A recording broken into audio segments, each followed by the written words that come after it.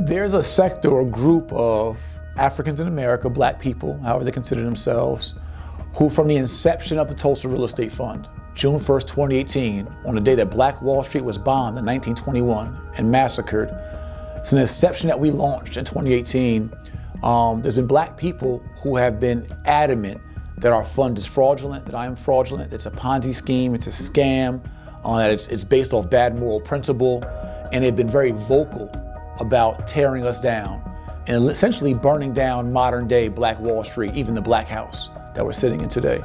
And these people have done what I call Black COINTELPRO. They have done smear campaigns, psychological warfare, they've edited documents, they chopped up videos, they have literally put out intentional propaganda to create doubt in the minds of our people about me, my integrity, my ability, and my intentions behind the Tulsa Real Estate Fund, Group Economics, the Jay-Morrison-Academy, our whole group and our whole mission for unity, justice, and repair. But among every ethnic group, there were ethnic groups of that group who could be recruited by the FBI to infiltrate their own. Right. Just want to get a sense of how much money American taxpayers were laying out for this kind of exercise. What was your salary? When I started with the Bureau, I was making, $200 a week plus expenses.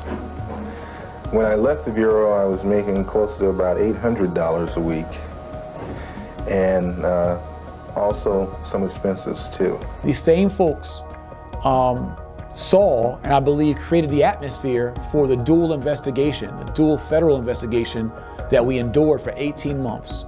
And when the investigation happened, they said, aha, we told you so.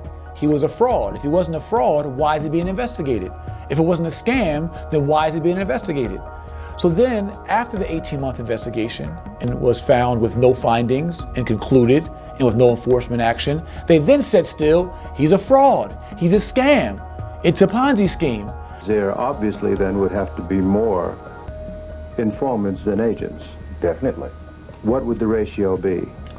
10 to 1? I think every special agent usually has anywhere from 6 to 7 what I would call prime informants or agent provocateurs. And then also you have anywhere from 20 to 25 people per agent also that are not really what you would call the everyday informant or agent provocateur, meaning that that person is not on a steady payroll by the Bureau. But every once in a while they will go to that person for information. And so they have taken every opportunity against logic, against our good works. They said he's gonna steal and his wife are gonna run off with the money. And then we resurrected the Black House. Then they said he duped you on the Black House. They purchased the Black House for $2.1 million, but they put in their documents $3.2 million. They put that million in their pocket, as if the Black House didn't take $1 million of development that we also documented. They literally have distorted or blatantly just lied against the facts, all with intentions to tear us down.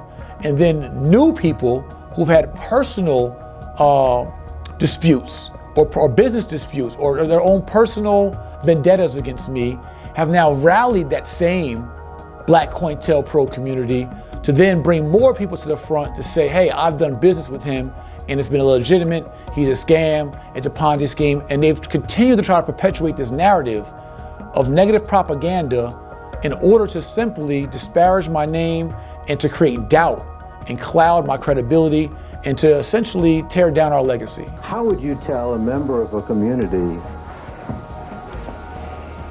that they might be able to spot an informant? How is that possible? Can you spot one? Or what should one look for? Let's say someone in Liberty City. Well, it's like this. Informants come in all sizes, colors, and attitudes. There is no definite way unless you can get hold of his telephone bill, and if you can connect the number with a bureau office, then you got it.